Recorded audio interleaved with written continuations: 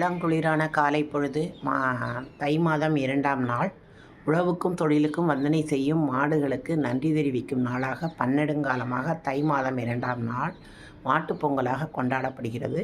மாடுகளை குளிப்பாட்டி நல்லா மஞ்சள் குங்குமமிட்டு கொம்புகளுக்கு வர்ணம் தீட்டி கழுத்திலே சரிகை மாலை போட்டு மணிகளை எல்லாம் கட்டி அலங்கரிப்பார்கள். தொழுவத்தை சுத்தம் செய்து அங்கே பொங்கல் வைத்து கற்பூர ஆரத்தி காட்டி மாடுகளுக்கும் காட்டி சர்க்கரை பொங்கல், வாழைப்பழம் ஆகியவற்றை அன்புடன் மாடுகளுக்கு ஊட்டுவார்கள்.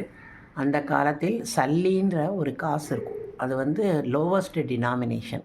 அந்த காசுகளை அப்படியே ஒரு கொத்தாக ஒரு துணியில் கட்டி மாடுகளின் கழுத்திலே கட்டி அந்த மாடுகளை விரட்டி விடுவார்கள். இதற்கு மஞ்சு விரட்டுன்னு பேர். இந்த மாடுகளை அடக்கவர்களை ஏறு தழுவுதல்னு சொல்லுவாங்க. அந்த அடக்கக்கூடிய அந்த காளைக்கு அந்த சல்லிக்கட்டு பரிசாக கொடுக்கப்படும். அந்த சல்லிக்கட்டுங்கிறதுலேருந்து தான் ஜல்லிக்கட்டுங்கிறது மருவி வந்தது. இன்றைக்கி தஞ்சை பெரிய கோவிலில் நந்தியம்பெருமானுக்கு 16 வித திரவியங்களால் அபிஷேகம் செய்யப்படும். பின்னர் 2 டன் அளவுள்ள காய்கறிகள், கனிகள், இனிப்புகள் ஆகியவற்றால் அலங்காரம் செய்வார்கள். கற்பூர ஆரத்தி காட்டிய பிறகு 108 பசுவும் கன்றும் அவைகளுக்கு மஞ்சள் குங்குமமிட்டு கோபூஜை செய்வார்கள்.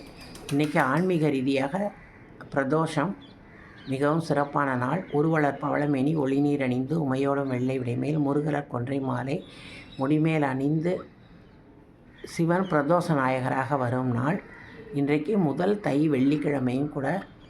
தமிழ்நாடு முழுக்க நீண்ட விடுமுறை நாள். பண்டிகை கொண்டாட்டம், நீண்ட விடுமுறை குதூகலம், ஊரே ஒரு வைபாக இருக்குது. எல்லோரும் நல்லா என்ஜாய் பண்ணுவோம். இந்த கிராமப்புறங்கள்லாம் இன்றைக்கி ரேக்லா ரேஸ், ஜல்லிக்கட்டு, ஏறு தழுவுதல்னு நிறைய வீர விளையாட்டுகள் நடக்கும். நம்ம மாதிரி சென்னை பெருநகரம் போன்ற நகரங்களில் இருக்கவங்க டிவியில் அதை பார்த்து மகிழ வேண்டிதான். Happy long weekend.